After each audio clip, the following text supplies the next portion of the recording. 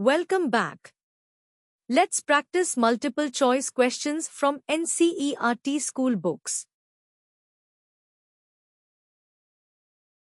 Consider the following statements with respect to Government of India Act, 1935.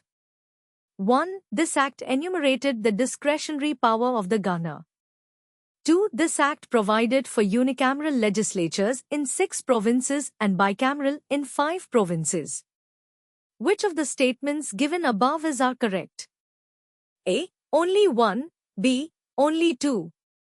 C. Both 1 and 2. D. Neither 1 nor 2. Answer is option D. Neither statement, 1, nor 2, is correct with respect to Government of India Act, 1935.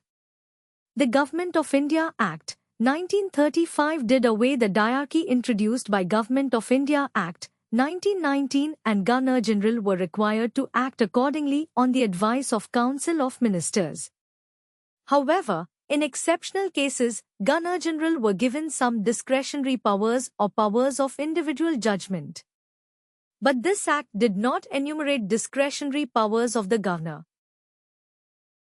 The Government of India Act, 1935 provided for a federal court. Which of the following statements are incorrect regarding the same? 1. It was to consist of a Chief Justice and not more than 8 other judges. 2. The judges were to be appointed by Her Majesty and retired at the age of 68. 3. The judges could be removed earlier on charges of misbehavior or infirmity of mind or body. 4. This court was not the highest court of appeal. A. 1 and 2. B. 2 and 3. C. 1, 2 and 3. D. 1, 2, 3 and 4. Answer is option A. Statements 1 and 2 are incorrect regarding the Government of India Act, 1935. Government of India Act, 1935 provided for a federal court that was to consist of a Chief Justice and not more than 6 other judges. The judges, under this Act, were to be appointed by Her Majesty and retired at the age of 65.